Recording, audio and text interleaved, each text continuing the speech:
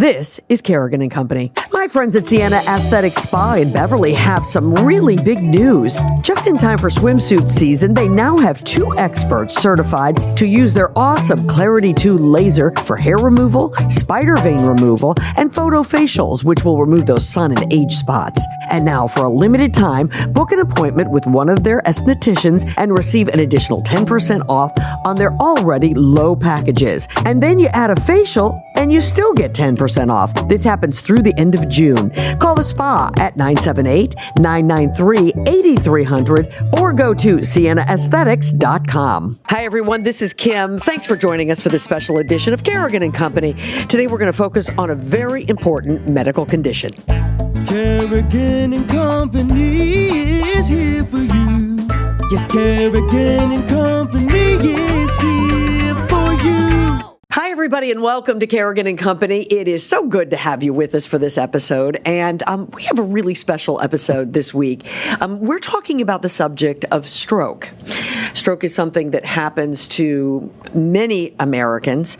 It happens to Americans who are a little bit older, but ironically enough, or maybe surprisingly enough, stroke can happen to someone who's very young. In fact, I had a cousin who had a stroke at the age of 18. So that gives you an idea of the span of ages that maybe someone can have a stroke. So today we're going to talk about what is stroke, why does it happen, what are some of the symptoms, how can you treat stroke, and then we're going to talk about life after having a stroke. And I have to tell you, this was an excuse, really. Stroke was an excuse for me to have someone that I am so thrilled to be keeping me company today. You know him. He is a legend here in New England, and that's certainly not an understatement.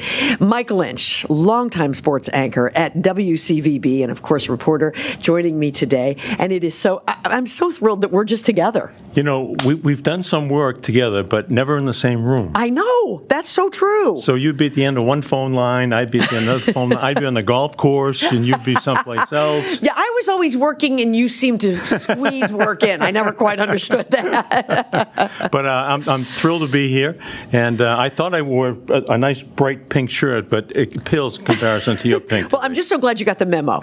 So that I told Mike when he arrived, I said, I wanted to make sure you could find me. So here I am in my brightest pink I could possibly wear.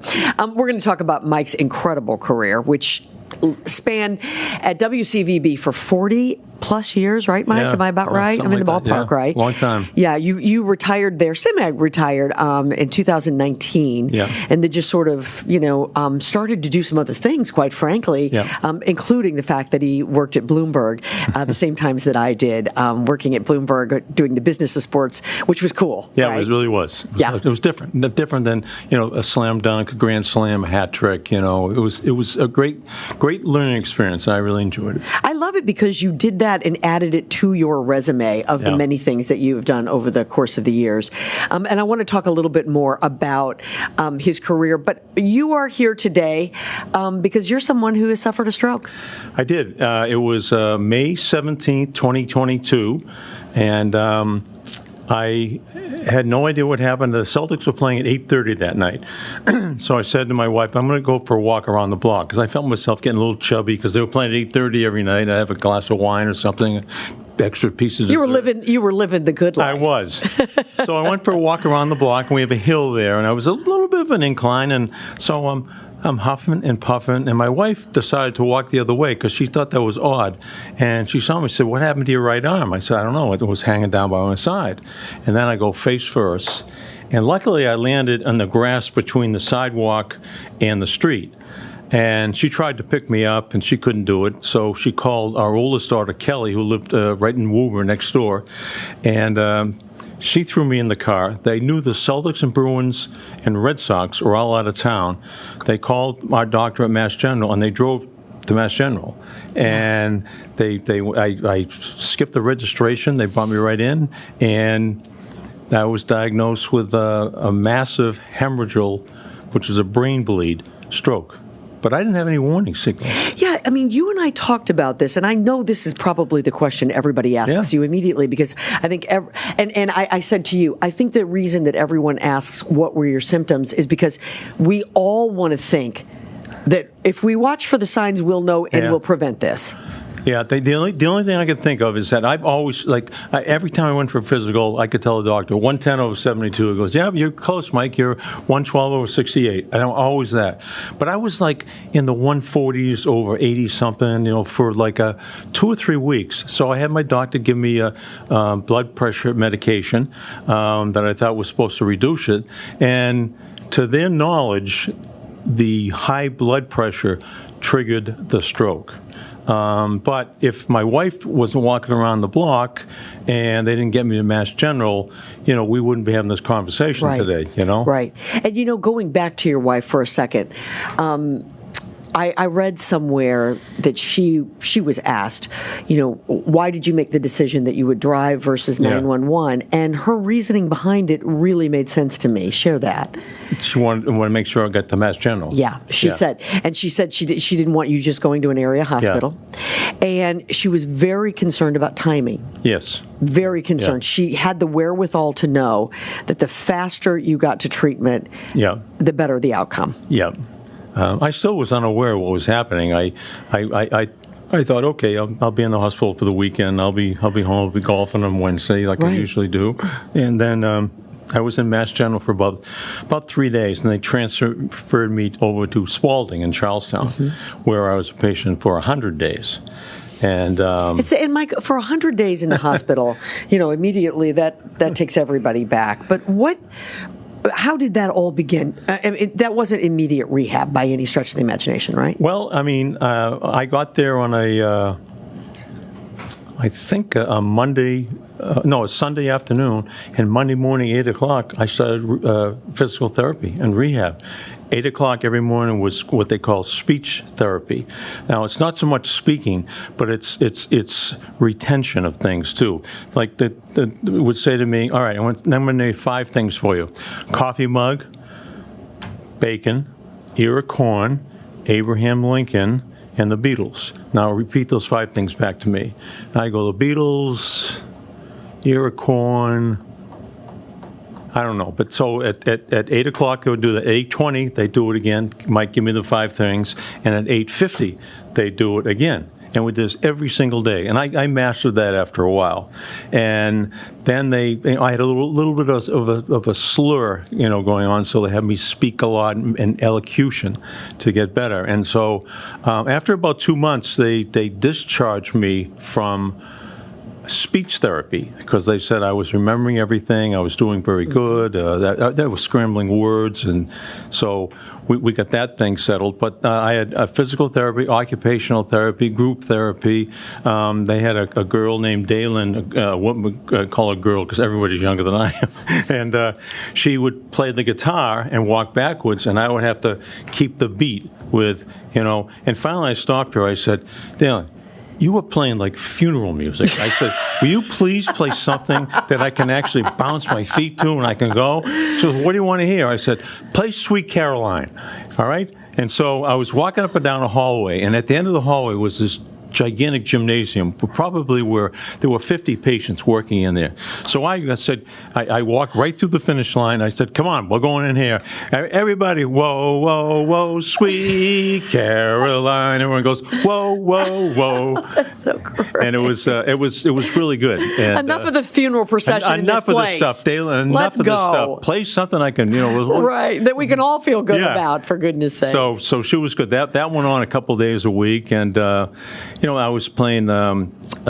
They throw the beanbag cornhole in the hallway. Sure. And then they have a putting green. One of my favorite pastimes, out back of Spaulding in Charlestown. And so we went out there, and the therapist would hold my waist so I wouldn't tip over, and I'd be putting. And when I first got there, there's a whiteboard that tells everything. I have to have 2 people lift me from the bed into a wheelchair. And with the wheelchair, back in the bed. If you have to go to the men's room, they got to do the same thing. And so I got discharged. I still was in the wheelchair. And then I did outpatient therapy. And I was doing pretty good. And I tried a walker. And then they gave me what's called a rollator. It's a walker with wheels on it. Mm-hmm. You saw me when I got here today. And so my improvement was was very good. Right, definitely everything was going in the right direction. Everything's going right, and still is. It's just that now it's, the progress isn't as great as it was then. But mentally, I'm like this every day, getting better and better. Right. Well, I know, because I know you as someone who has a steel trap when it comes to a mind, and that's really the truth. That's not an exaggeration. I mean, you're someone who, you named the game, and you could tell who was playing which, how many strikeouts, blah blah blah. So I'm so happy to hear that you feel like that acuity is coming back to you. It is, and it's one crazy thing which nobody ever thinks of, and I urge everybody out there to pay attention to this. When I had the stroke, I could not remember any of my passwords for any of my devices, or any of my accounts. So the first thing was my iPhone. And after, 4 or 5 tries, it locks you out. Sure. But Apple is very reluctant to give anybody... Even if you explain the situation, right? They don't care. So then the next thing was bank account. And I do all the bills at home, so Mary Ellen does other things. I just like doing the bills. I said, Winchester Savings Bank.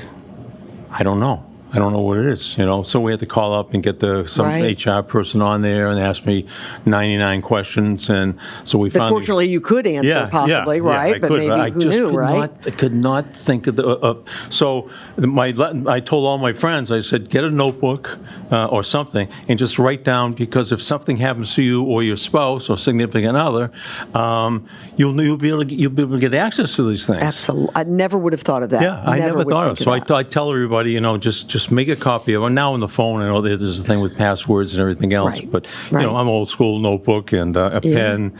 And now, as you can see, I'm learning how to write with my left. I'm right-handed, and I can move the hand. I can do everything. I can go like this. I can walk, but I just can't feel anything. It does have its advantages, though. When it comes to the COVID shot and the flu shot, I get it in this arm, because you can stab me 1,000 times. I'm not going to feel a thing.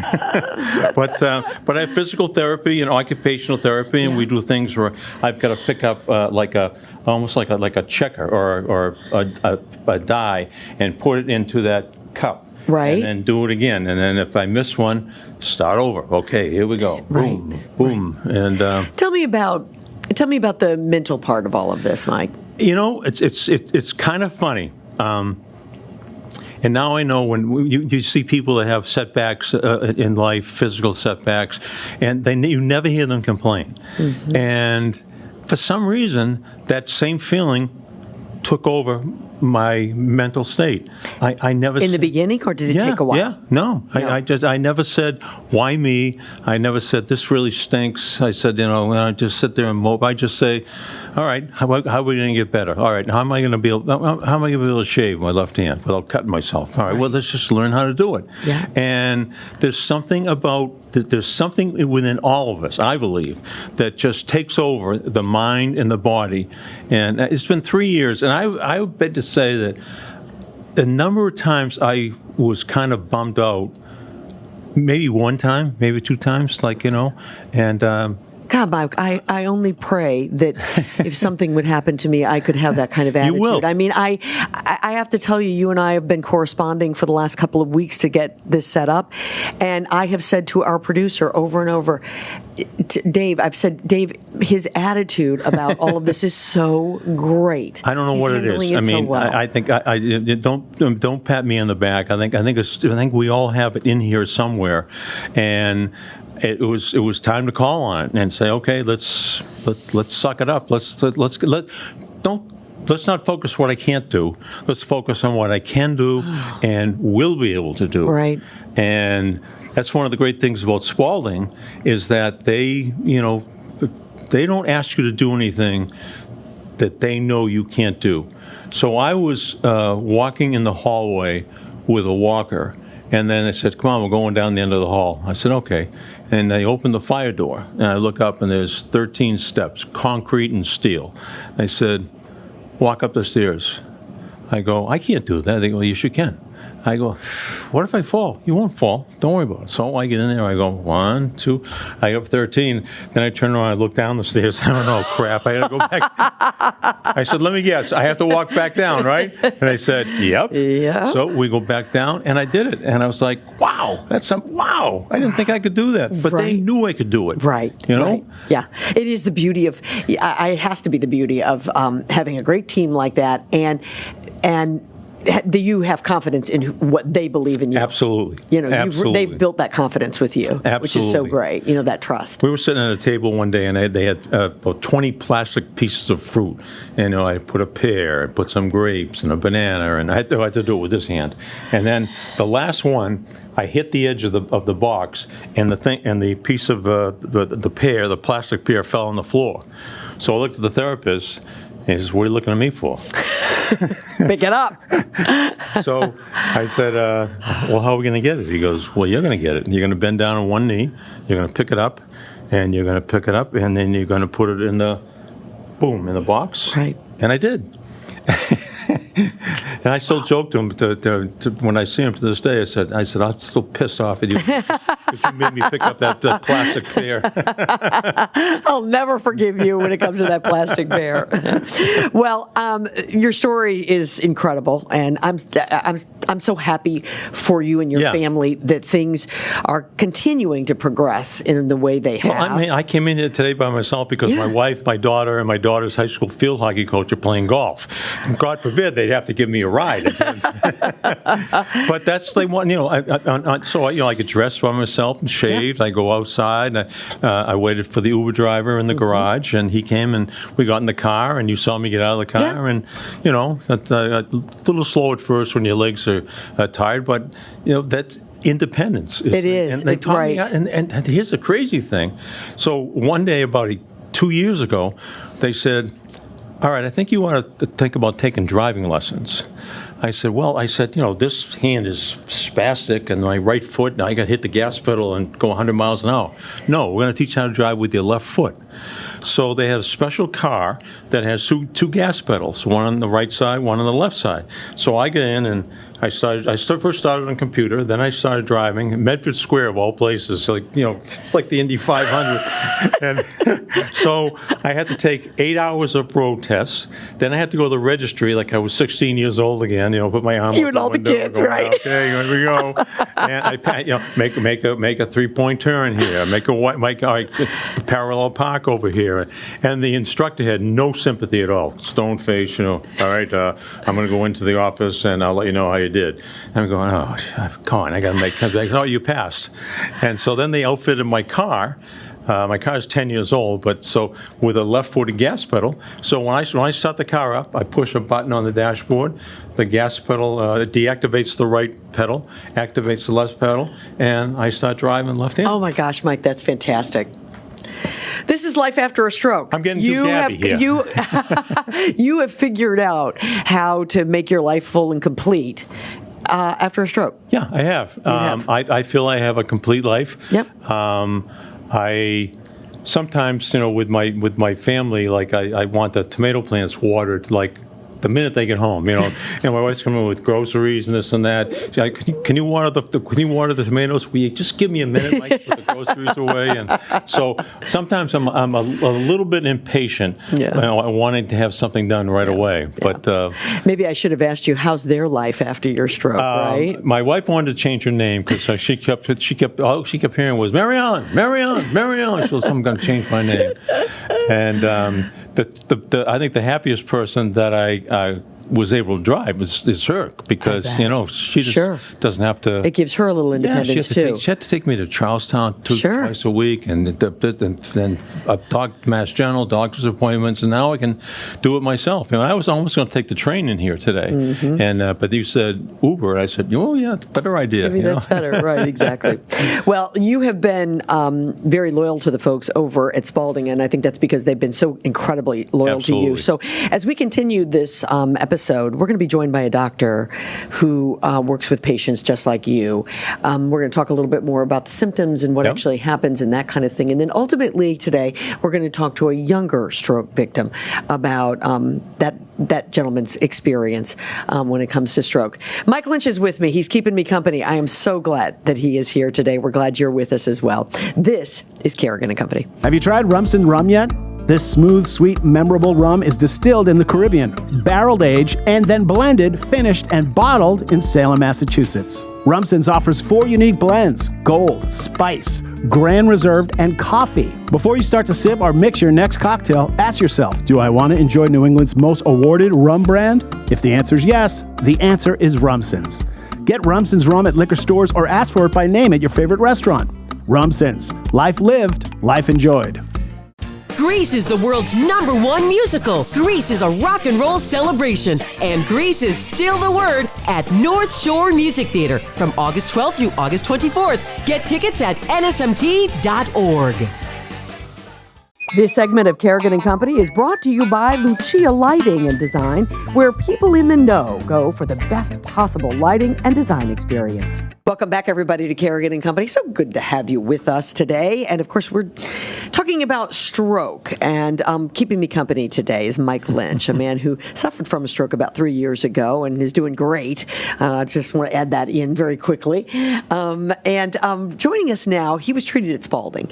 And I know Mike feels very strongly about the folks over there at Spaulding and what they have done for him, what they do for all of their patients. And joining us now is one of the doctors who is actually in charge of the unit that Mike spent a lot of time in over there. I say in charge. I am one of the doctors. One of the doctors. This is Dr. John Danko, and he's the Associate Chief Medical Officer at Spaulding Rehabilitation. And it's great to see you, Doctor. So glad you could be here. Appreciate it. You know, Mike says he spent 100 days there. Is that typical for a patient? It's very atypical, actually. Getting patients admitted to acute rehab, which is what Spaulding is, and we have a number of locations across our network, but our flagship where Mike spent some time, we're looking at about a 2-week length of stay most times for most patients with strokes. I mean, that's kind of quoting the averages. Sometimes there's more, sometimes less, but 100 days is more on the rare side of things. So, yeah. Why did he spend 100 days there? I don't know. But if I'm being honest, and not to bash insurance companies, but a lot of it is kind of insurance mediated. It is, it's expensive to be in a rehab facility. They're getting 3 hours of therapy a day, so that's all the therapists, the doctors, the nurses, everybody. And so, we do tend to get limited a little bit in how long we're able to keep people. But at the end of the day, also, it depends on how somebody's doing. If medically they're doing really, really well, they're making excellent progress in therapies, and we get them to a point where they're safe to discharge to the community. Obviously, getting folks out of a hospital into home is really the goal of what we do. So that also factors in too. So it's all kind of case by case. I knew a guy who knew a guy who knew a guy. There you go. That's shocking. His partner, Dr. Lee, was great to me. And of course, they went through the 2 weeks, and I said, I can't even get up, but someone has to lift me into a wheelchair to go in and use the men's room. Right. I'm not ready to go. And he agreed. And he told the insurance company that Mike is not ready to go. And I showed my progress was like this every week. I think it was like this, I probably would have been out of there. And it's true. You really have to show progress. And we're lucky enough that we have such a great team of therapists, and the doctors and the nurses. Everybody at Spaulding is phenomenal, and they know when to push, kind of when to pull back, and really just encourage people. It's a really great place. So it's interesting you'd say that, because Mike has said that over and over. That's all I've been talking about. Right. They never asked him to do something that they knew he could not do. But when they asked me, like we walked down the hallway, and I'd have a walker, and they'd open the fire door, and they'd say, "All right, stairs." And look, it's like all I can see is concrete and steel. Then you get up on the little landing. After you get up, I said, "Now what?" They said, "You gotta come back." I said, "You gotta be out of your mind." But they were right. And now, it's that's one of my strengths, walking up and down stairs. That's it. Dr. Danko, what is a stroke? Let's start with the real simplistic part of this. Well, I know, and I know it comes in different forms and whatever, but essentially what it comes down to is a disruption in kind of cellular function in the brain tissue from a variety of mechanisms. There's the classic ischemic stroke, where I liken it to basically like a clog in a pipe somewhere. And so blood can't get through that clogged pipe, then unfortunately brain cells start to die, and then you will notice functional deficits as a result.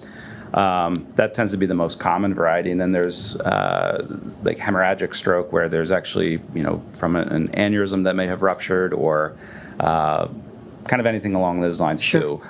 So anytime that brain tissue is not getting blood, whether it's from either two mechanisms, tissue dies, unfortunately, and then there's lots of different sequelae of that, depending on location, severity, extent. And that was my next question. I mean, are some forms of stroke worse than other forms of stroke? Yeah, it's kind of funny, but I use the term different strokes for different folks, and it's applicable unfortunately, in the stroke population. Certainly age factors in, various vascular risk factors, pre-morbid health conditions. So, what affects, a young person may be devastating to an older person, and sometimes it really just kind of depends on A, how quickly they can get into the hospital, get treated, and then B, kind of where the stroke occurred, and what their baseline level of function was before, and medical history. So it varies. Sure. Yeah. I was always inquisitive. I said, I've been here for 3 weeks. This person's only been here 10 days, and he's going home tomorrow. What's going on with that? And I thought all strokes were the same. Right. And the Dr. Lee finally, like a couple months in, he said, Mike, you had a massive hemorrhagic stroke. Right. And you're lucky that you're here today, and you can speak and everything else. But that was always the thing. I said, we were sitting around the table doing the group therapy, and I said, Marlene's going home today. I said, what do you mean? I said, I just got here. It's my turn to go home. But you bring up a good point. I mean, it's when you look at the ischemic strokes versus the hemorrhagic stroke like you had, I mean, if you're able to survive that acute bleed event, generally speaking, once that blood product gets reabsorbed, people tend to take a little bit of a leg up in terms of functional recovery, with therapies and time. So. Isn't that interesting? Yeah. So why is it that an older person, we think of stroke in older people, but it certainly can happen in young people. In a few minutes, we're going to have a younger stroke victim. Why is that the case, though? What is it that maybe as we age makes stroke we're more prone to stroke? Yeah, in terms of age is a non-modifiable risk factor. You can't do that, and over time, people's arteries can harden, whether from plaque, cholesterol, untreated blood pressure. So you tend to see more of that in an older population. In younger patients, it's kind of a mixed bag, and you tend to see a little bit more of the rarer birds, so to speak, of what causes stroke. Whether it be from an artery dissection or an aneurysm in the brain that they didn't know they had, or just different things that people may have been born with that were just kind of clinically silent until they weren't. Sure, absolutely. We all want to think, those of us who have not had a stroke, want to think that there will be symptoms, I would know, and I'd get to the doctor and prevent it. Yeah, an ideal world, correct. Right. But sometimes, stroke can present very... I hear a story sometimes in certain stroke patterns. It's like something felt off for like 20 minutes and then it got better.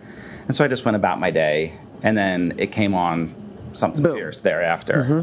So you can sometimes see that stuttering presentation sometimes. But, the mnemonic that we're using a lot now is BEFAST, BEFAST. And so that's a good set of symptoms to watch out for. And so B, if you notice something is off suddenly with your balance, if you're having new visual changes, so E for eyes, if you have new facial drooping or asymmetry or something like that, or arm, leg weakness, or if your speech is slightly off in a way, that would be the time to call 911 and get in. Absolutely. Because, with stroke, time is tissue, and in certain stroke syndromes, if you can get to a hospital quick enough, they can give some really powerful and life-saving and tissue-saving medications. So. Absolutely. Yeah, without question. I went for a walk around the block, and I was probably going an incline about 20 degrees, but I was huffing and puffing while I was trying to go up and then my wife was walking in the opposite direction. She said, "What happened to your right arm?" it was hanging down by my side. And I said, I don't know. Then I went right down on somebody's lawn. Oh, boy. Instead of the sidewalk. And so she couldn't pick me up. So she decided not to call 911. I don't know why. I think she was afraid they weren't going to take me to Mass General. So we got another daughter lived a few miles away. They threw me in the front seat of the car. She knew the Red Sox, Bruins, and Celtics were not playing, so there was no traffic. Cleared for takeoff. She could get there quickly, And which called is my primary care, and so I skipped the registration and everything. I got right on one of the lines right into the fast something. track. Yeah, fast. That's called. They call it the fast track. Yeah. And well, and that's imperative for somebody who's having a stroke. Absolutely, because like I said, if it's, and probably not in your case, but in patients that are having potentially an ischemic stroke, if they get into the hospital within a 4-hour window, they're generally candidates for some of the clot-busting medications that can really help to break that up and save some tissue. Are there things that people can do to ensure that they don't have a stroke, or is preventative medicine not a thing? Yeah, no, it's kind of, it's all over the place because sometimes people are just prone to it, whether there's genetics or just risk factors. You were born in a certain way, have certain things that may have, like I said earlier, been clinically silent. But if you're smoking, stop smoking. If your blood pressure is high, make sure you're getting good treatment and you're monitoring at home. If your cholesterol is elevated, then you obviously want to eat a good balanced diet, and sometimes cholesterol medications can really help. And then exercise too. Any amount of kind of physical activity, I think, is a good thing for most folks. Whatever you can tolerate. Doesn't need to be hitting on the treadmill or anything, but like you said, a quick walk around the block. Anything that you find interesting to keep the heart pumping and sure, keep everything as clear as possible, right? After people have had a stroke, what's the recovery rate? It's also variable too, right? And I feel bad because I'm giving you but it's like this. I think this is part of what we all have to understand is that a stroke is personalized. It really is. It really is. As bizarre as that sounds. Obviously, my role as a rehab physician is I see folks after bad things have happened, and so our role is let's identify some patient-specific goals that are important to you and that you need to do to be successful and safe in the community. But we look at the textbook will quote you like 3 months post-stroke is kind of your window for maximal functional recovery, right? Will I quote that sometimes? But anecdotally, I've seen patients continue to make progress well after that kind of timestamp, right? So I think the first few months and weeks are critical just in kind of getting patients, A, medically optimized so that way they can tolerate a rehab program, and then B, let's start to get to work. Yeah. Because stroke recovery really has to do with neuroplasticity, meaning the brain's ability to adapt, overcome, rewire. And so that in and of itself is kind of the main drive as to how people get better after stroke, as the brain is smart and it can rewire after a stroke. How much better? Don't have a crystal ball, but better. Certainly better. Right. Hopefully, yeah. What is the chances of someone having another stroke after they've suffered one? Yeah, that in and of itself is, I think, probably one of the largest risk factors for subsequent stroke is having had a first stroke. And, I want to say 1% to 2% a year, but I could be lying, so don't believe me on that. But I think that sounds right. But aside from that, what we do in the rehab hospital, and when you go and see a neurologist, they work on what's called secondary prevention. And so most times after stroke, people will get put on either a baby aspirin or a prescription super baby aspirin, I'll call it. They'll likely have a cocktail of high-intensity lipid-lowering therapies to work on your cholesterol. Smoking cessation will set people up with whether it's nicotine replacement therapies or whatever. So we really try to mitigate risk factors for subsequent stroke where we can, and just keep our fingers crossed. Do you have to change your lifestyle? Do a lot of people have to change their lifestyle? Yeah, it depends. I mean, sometimes in younger patients, they're young, healthy, Marines, for example. It's tricky. So stroke will just kind of come out of the blue on them, and kind of older patients, a lot of it is, this was our come to Jesus moment where we really need to focus a little bit better on our health and our physical activity.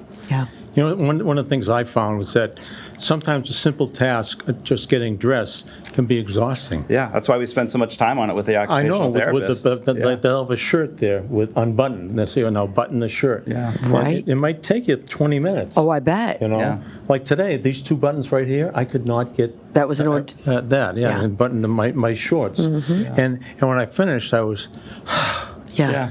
it's exhausting. It's repetition. A lot of it is just the more reps you get. Just whether starting with the arm, it's all providing feedback on up to the brain. So there is a circuit that's running. So I think the more practice and more reps, better people get. Dr. Mike has the most positive attitude about this. I mean, anyone I've ever seen. It's just amazing to me.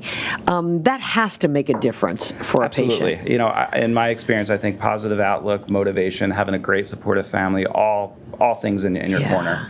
Because dealing with a stroke and being in a rehab hospital, or any hospital for that matter, is hard. You know, you've been through some things, and so one of the services that we provide at Spaulding is I usually ask the psychologist to check in with all of my patients, because I think post-stroke, it's not just, hey, you're crazy, you're crying a lot. There's real chemical changes that happen, and I think it's worth looking into. How can we help the mind and the body kind of get better at the same time? Sure, absolutely. Yeah. They are spectacular. And I forget his name, but he was great. The psychologist, he comes in and he would talk to me for 15, 20 minutes, and just to make sure I'm okay, anything bothering you, and I told Kim, something happens that takes over your body that, like, I never said, why me? This stinks, and I think that's more the rule than the exception. People, there's some inner force that cause you to feel that way. People are wired differently, and some people, it's very easy to just kind of get into a negative spiral and ask those questions, why me? But other folks like yourself, I think, tend to do a little bit better. Yeah. Dr. Danko, thank you. This has been terrific. You're just Thanks, full of Doctor. lots of great information. Continue the great work that you do. I know how many families must appreciate it. And I can't say enough great things about Spaulding, and I joke all the time that I'm not a native Bostonian. I've only been here maybe 2-3 years, but I joke that this is my favorite job that I've ever had, other than making pizzas in like high school and college. So we love Spaulding. We love the work, and so that makes it easier to go to and work. Speaking of food, Spaulding has unbelievable food. Can confirm. now we know why Mike stayed for 100 days. Right, It's getting very clear. Big scallop tonight. I don't know. They're having chicken parm tomorrow night. I don't think I want to come home. Yeah, about 3 days from now. Yeah, right, exactly.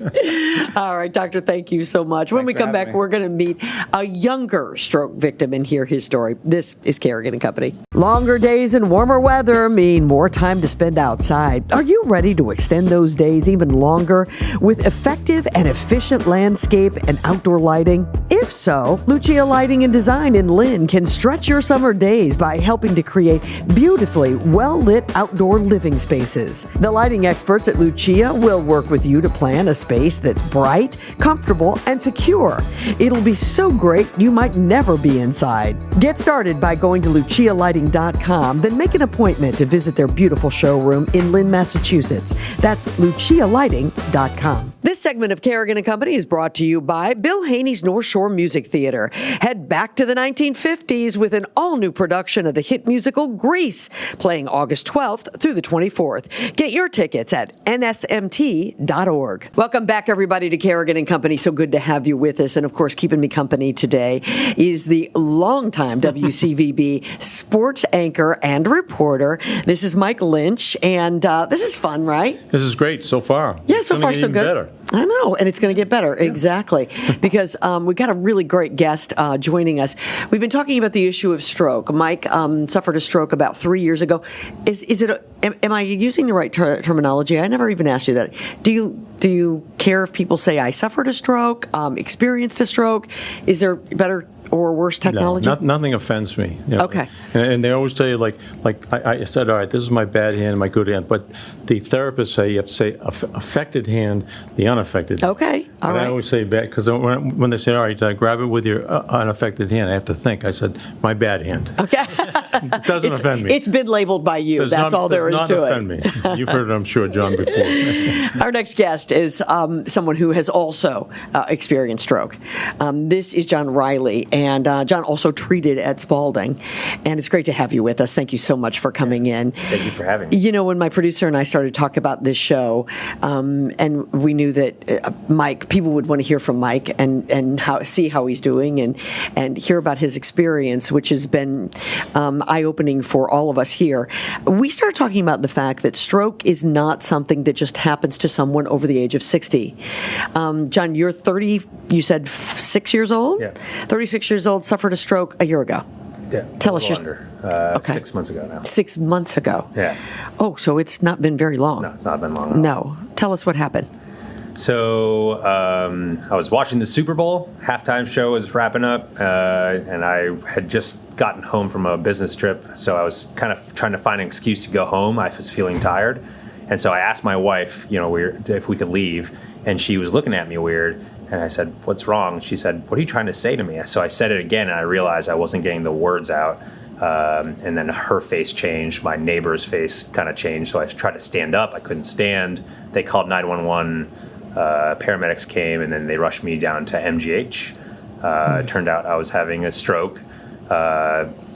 Basically, I had a dissection in my internal carotid artery on the right side that was caused, they think, from norovirus, from me vomiting so violently during norovirus, which gave me a dissection, which is a small tear in the artery. Clot formed. The clot eventually broke off and went up to my brain and blocked off the blood to my brain. Oh, my goodness gracious. Yeah. Goodness. Is one side of your body affected more than the other? Yeah, so my left side is basically what was affected. Okay, Yeah. all right. One of the things that I asked Mike right off the bat when he and I started to talk about it was symptoms. Was he symptomatic? And Mike says, short of the fact that he'd had a little bit of a high blood pressure for a short amount of time, right, Mike? That was kind of where That's you the were. only warning sign I had. Yeah. So you're saying you had norovirus? Yeah, but, that was a couple weeks earlier. And so, fatigue, I started feeling really tired right around when the physical symptoms started coming out.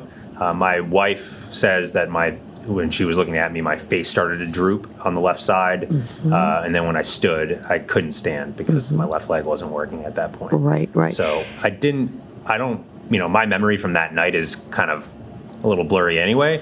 So I don't have a ton of immediate symptoms that I remember. Mm-hmm. Interesting that you said, though, what you do remember is that you were attempting to speak to her. So in your mind you were speaking, but apparently that wasn't translating. No, it wasn't coming out. Yeah. Did you, I was telling Kim earlier in the show that I couldn't remember my iPhone passcode. I couldn't remember Winchester Savings Bank. I couldn't remember anything, and it took me I would say good 2 or 3 weeks for that memory came back. Yeah, my memory initially was a little foggy, but I was also intubated for the first day or two. So once I woke up, things started coming back, but I also couldn't really play with my phone for a while. Yeah. I think yours was probably a little bit after as well, right? Yeah, exactly. How long were you hospitalized? I was in Mass General in the ICU for about a week, and then they transferred me over to Spaulding in Charlestown, and I was there for about 2 weeks. Okay, all right. What floor were you on? Was it 4? Yeah, I was on 4 too. Yeah. 425. John, you talk to me about when you suddenly realized what had happened, how that hit you. Because I can't imagine, when I was 35 years old, I wasn't thinking about a stroke. It was pretty shocking. It took a while. I think that I made them tell me like 5 or 6 times once I was like kind of coherent and awake. I was like, what happened? Right. This again? And they were still trying to figure out themselves because it's a really rare thing that to happen to somebody my age. And, I was in relatively good shape. I was eating healthy, all that. And getting a dissection in your artery is not something that's common. So it was a heck of a shock. And I had to kind of have them explain it to me a bunch, and then, have to rationalize it a little bit, right? Because I think I was doing everything right, but then, that doesn't matter. No, I think you've hit the nail on the head right there. And I think that's the thing that a lot of us, you immediately want someone, I said this to Mike, you want someone to say, well, I ignored the fact that I had pain in my right leg for 2 months. Right. You want to think that there would be a way to see this coming. But in a lot of cases, both of you, quite frankly, that was not necessarily the case. Right. What's the possibility of that happening to you again? According to my doctor, my medical team, really low. Really, really low. That has to be a question you ask over and over. A lot. Yeah. I ask like once a week. I bet. Sure. No, apparently it's very low. I've recovered really well. My artery has recovered and healed extremely well. They've dropped me off a lot of the meds that were kind of keeping it safe. So they've basically told me that I'm at no higher risk of having this happen again than somebody who hasn't had it happen. So I believe that, I guess. It's hard to, but yeah. And there you go. That would be my next question. Can you believe that? Can you get past? You have to. You have to, right? In order to live. Otherwise, I'm just going to be a shut up in my room. Otherwise, you're just looking over your shoulder all the time. Yeah. You can't live your life like that. So let me ask this. I think I know the answer, but when you were an inpatient Spaulding, did they start physical therapy right away? Yeah. Within like 48 hours. Yeah. Boom. Yeah. Boom. Yeah. As soon as you get there. Yeah. And they asked you to do things you didn't think you could do. Yeah. But absolutely. You did it. Yeah. Yeah. Took a while. Yeah, it did. Had to learn how to stand again, how to walk again. Yeah. Really. My left leg came back pretty well. My left arm is basically the most affected thing. It's still my bad arm. Yeah. Right. Yeah. I'm assuming you are still going through rehab. Yep. And how frequently do you have rehab? I have therapy almost every day of the week. Okay. It's one of my big plugs is there will be a point when you can probably get a medical opinion that says you can just do like 1 a week or 2 a week, or even therapy, or your insurance will kind of say that. But all the research and all the doctors I've talked to is just don't slow down. Do as much therapy as much as you can. So I've been trying to be super consistent about that. I don't do weekends. I do take those off, but I'm trying to do it every single weekday, probably multiple times a day. Do you go over to Charlestown? Yeah. I was at Charlestown for a little bit. I got discharged on a Friday, and then on Monday I was back in Charlestown as an outpatient on the second floor. Right. Which I said, can I go to the third floor? They have a nicer gym. But now I go to Medford, right across from the. It's a little closer to my house, right. But I was telling Kim that they. But one day I was walking down the hallway, with a walker, and they opened the door when the fire stairs were there. And they said, walk up the stairs. And I said, I can't do that. And so, did you have to do that? Yeah, fire stairs. Yeah. It was kind of intimidating, isn't it? Scary. First time, because there's nothing but concrete and iron in there. Right. Then when you get up the top of the 12 or 13 stairs, you look down, they say, now walk back down. It was crazy, right? Well, John, are there things that you cannot do? There's some stuff with my left arm I can't do right now. Yeah. I can't use my hand that well. I can't type. I can't grasp things effectively. I can't pick my daughter up with both hands, which is something I'm dying to do. But a lot of that functionality has come back, and it's continuing to come back. So I'm hoping. So that's my next. What's the prognosis for this? The prognosis, from what my docs have told me, is I should make 100% recovery. So I'm excited about that. Even if I don't, there's some medical procedures and stuff that they can do to help it along too. Right. What do people say? What's people's reaction to the idea that you've had a stroke? Usually a lot of surprise. People don't think that would have happened to somebody my age, I think. Kind of catches them off guard. And then a ton of sympathy. A lot of times, I think Mike was saying, they have no idea what to say to you. They're like, they kind of stumble around it for a little while, I actually just started work back up about a week ago. part-time, but I went into the office for a day and saw some folks and, had some good conversations, but a lot of people just kind of shook my hand and looked at me like, how you doing? Yeah, I think they think they're going to see a different figure when they see it for the first time. Right. And like, you look at John, it didn't look like he had a stroke. Right. People look at me, I don't look like I had a stroke. No. And they kind of said, wow, you look great. You look great. Do you feel as good as you look? And I said, yeah, and then, they kind of tiptoe around it. Well, can you do this? Can you do that? I Sure. said, yeah, I can do that, Yeah. So. Well, I think, people are very curious about stroke. That's why we decided this would be a really good show to do, because I don't think people know all that much about it. We hear about it and we just, we don't know what the outcome ultimately can be. Yeah. The two of you are an example of how great the outcome can be. It seems like to me modern technology has made a big difference. And the idea that you're in a great place like Spaulding, because both of you have said the same thing. Get up, let's go. That must be really important. We can't let your brain or your physical person linger. No. There's like these, I'm not going to be able to say them all, so don't ask me to, but there's these 10 principles of neuroplasticity, and a bunch of it is use it or lose it, make it intense, make it hard, make it salient, make sure it's something you care about. And they really drill those into you about, hey, we're not just going to sit here. You can't just stay and feel sorry for yourself. Because if you do, you won't get better, and you'll be like this for a long time. The longer you wait, the harder it is to make recovery. Sure. Yeah. For both of you, you had your initial experience was one that would certainly make everyone around you get you to medical help. And I think for both of you, that's probably made a huge difference, right? Both of you were seen immediately and treated. Yeah.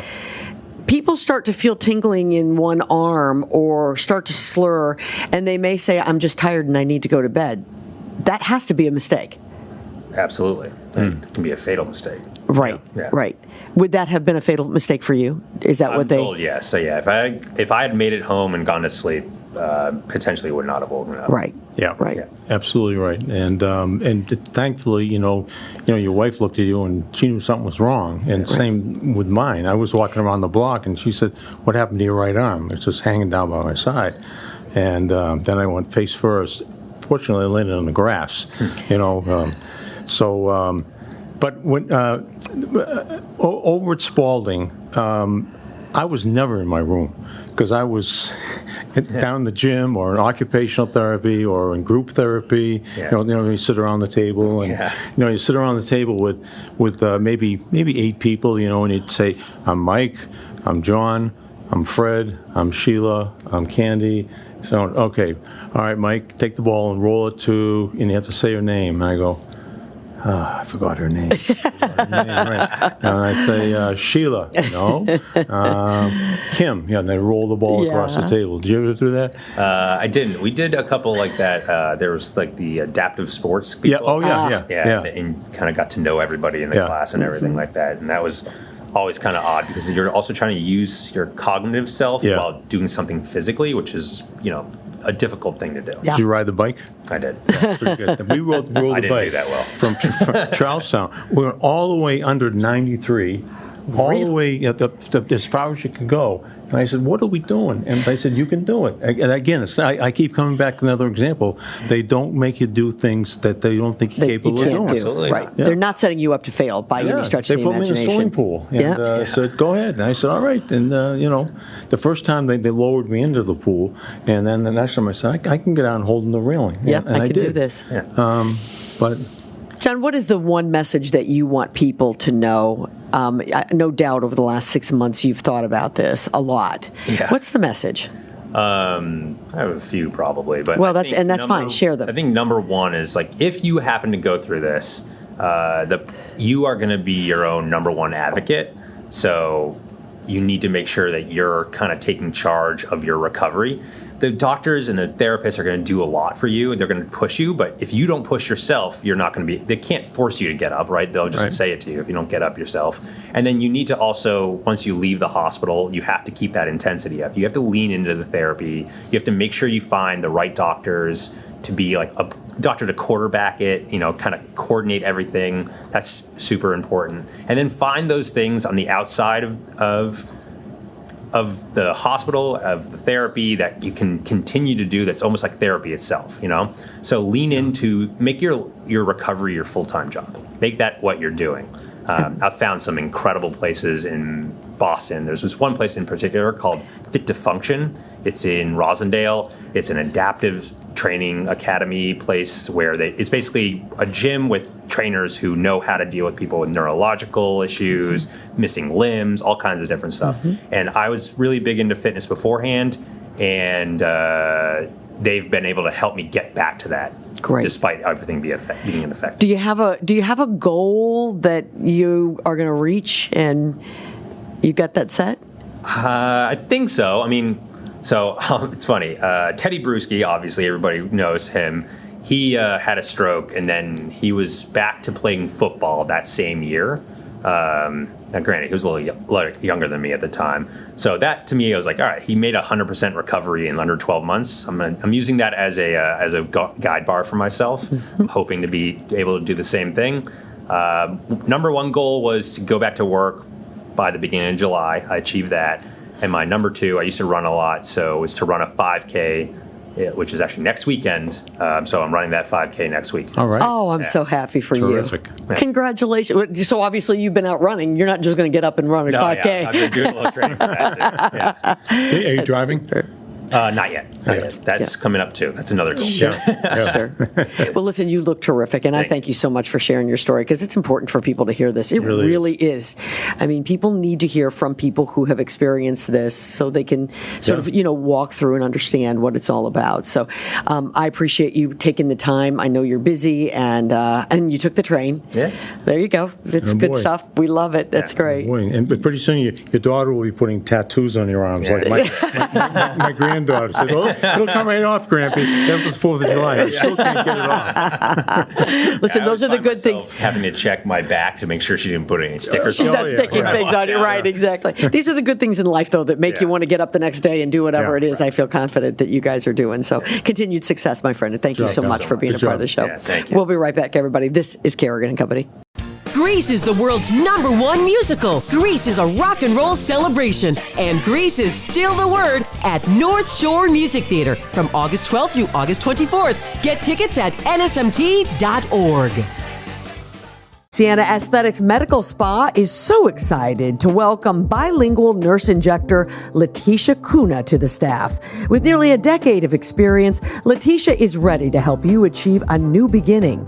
Book an appointment with her today or with any of Sienna's wonderful professionals at siennaaesthetics.com, or you can call them at 781-405-1447. This segment of Kerrigan and Company is brought to you by Sienna Aesthetics Medical Spa. Take years off your face with the very latest technologies at Sienna Aesthetics in Beverly. Welcome back, everybody. It's that time of the show that we wrap things up. Mike Lynch keeping me company today, and you've been such a sport to come in here to talk about your situation. I mean, it's your personal situation, and that's not always easy to talk about. It's easy. I'm an open book. Anybody wants to know anything, it's easy to do.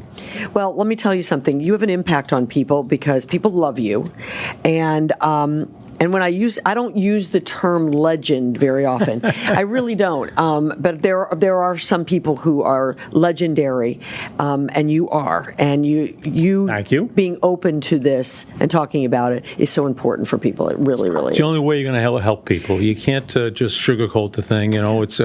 It's a life-altering situation. And how do you make the best of it? Well, let me tell you, you're making the best of it. I think people Thank you very much. are lucky to hear from you. We do this thing called Fast Five. Oh, I know you did High Five. We do Fast Five. Fast Five. I like it. So it's rapid fire questions, and we just need an answer from you. We like to do it in 30 seconds. Okay. And if they don't, then my producer, he throws you out. So he's a bad guy. It's right. tough. Well, so it's sunny. It's not raining out today. So. Right. All right. So if you're ready, Mike, here we go. In 3, 2, and 1. What's your favorite Boston sports team to watch live? Bruins. What's your favorite snack when you're watching that game at home? Peanut butter and crackers. Out of all the athletes that you've interviewed, who's the one that you've enjoyed talking to the most? Tom Brady. Really? Is he just a fun 30 guy? seconds, Kim. Let's I go. know. Oh, my goodness. Now I got 2 producers. If you didn't become a sports anchor, reporter, what would you have done? High school teacher. Okay. And what was your favorite class at Harvard? Government. Very good. Now we're going back to Tom Brady for a minute. You did it, by the way. You win. Yeah, you interviewed him before he was Tom Brady. I interviewed him when he was the 4th-string quarterback. I just sort of liked him. He was a nice kid.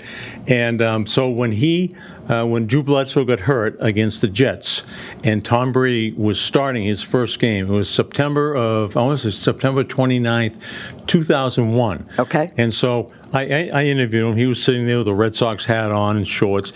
So I stuck my hand out. I said, well, good luck to you this Sunday. I hope it works out for you. Hope it works out for you. I think it's been pretty good. I think it's gone okay. Yeah, I wonder if he remembers that. I'll bet he does. But you know what? I'll tell you what. Every time I see him at a Super Bowl, at a parade, I see him. He always goes, looks at me, seeks me out, and he goes, "Hi, Mike." How you doing?" There's the famous story of him being on the duck boat. That's something everybody knows. He was on a duck boat and he saw you in the crowd and yelled out. You know, we're all yelling, "Tom, Tom!" And he started yelling at you.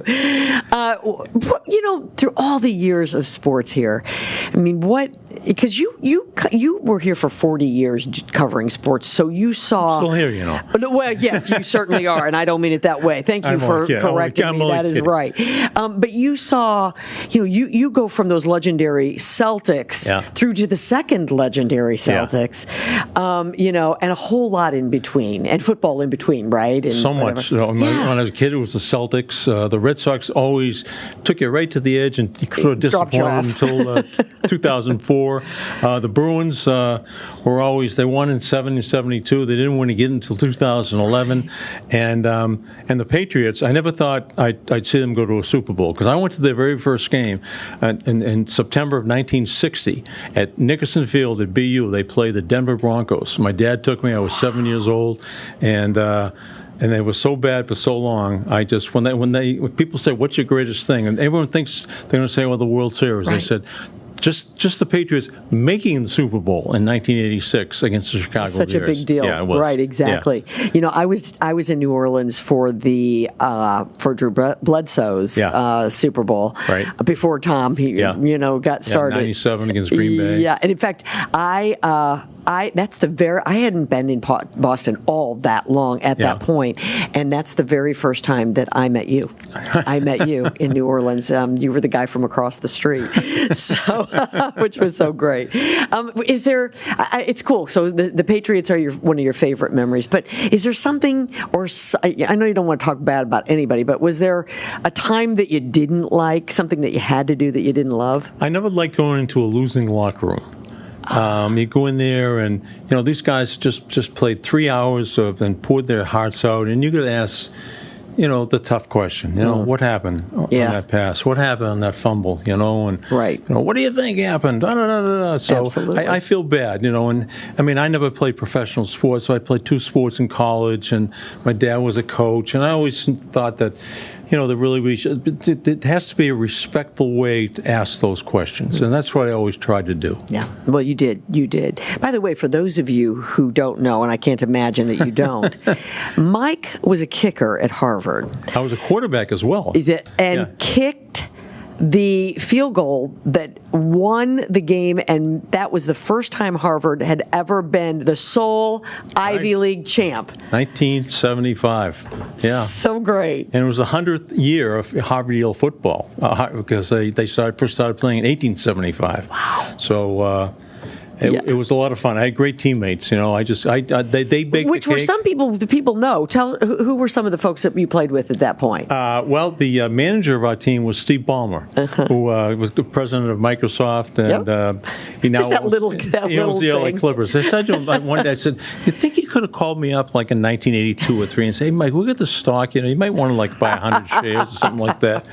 But no, we had some. Stone Phillips was the Yale quarterback.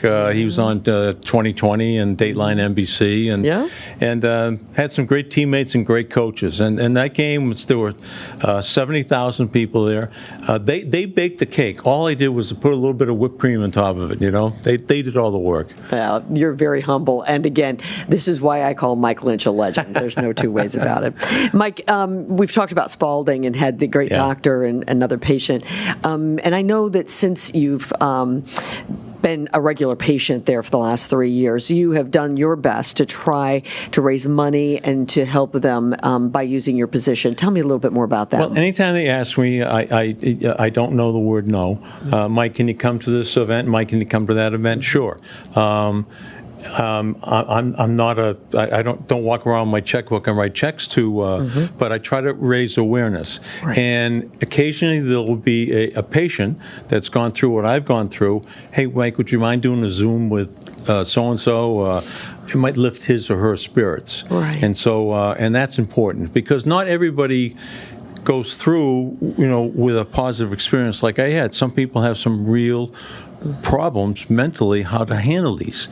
And if I can talk to them, that's as important as raising $1,000 from somebody. Absolutely, it certainly is. Yeah. Well, Spaulding is lucky to have you in their corner. I'm lucky, and we're all lucky to have Spaulding right around the corner. Well, and there you have it. I think. And I still go 2 days a week to physical therapy. I go to Spaulding in Medford now. Yeah. And what a great crew they have over there. They work hard, and again, I know the minute I open the door, I'm going to be working hard. No days off, as Bill Belichick would say. Right. No days off. Well, this has been a delight. Thank you. Thanks so much. Thank you so much. Thanks for thinking of me. Goodness, this has been so much fun. This is supposed to be. I'm putting my hand out. Here. See it? There you go. I call it That's your affected hand. My but affected it's good. hand. Yeah, my right hand. But it's getting better. It's working. Listen, it seems to be doing great. Yeah, You're doing great. Sorry about the tattoos. Well, no, I love the tattoos. You have to promise me now you just continue to get better and better. I will. I will. That's really great stuff. And hey, tell everybody about the podcast.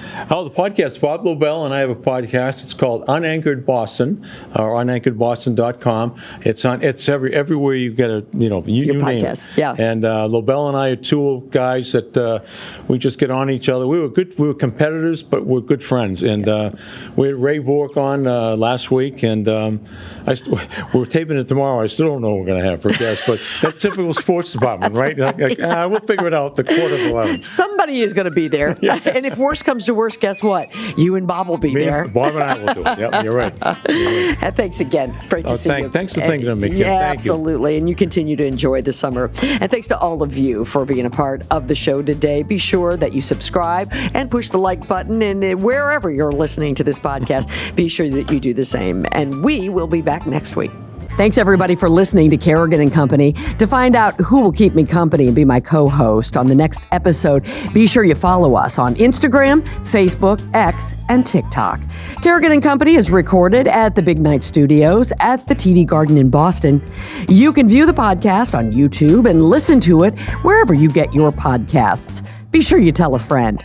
The executive producer of Kerrigan and Company is David Thompson. Our engineer is Peter Hurley, and our social media managers are Grace Kerrigan, Colby Thompson, and Riley Thompson. See you next time.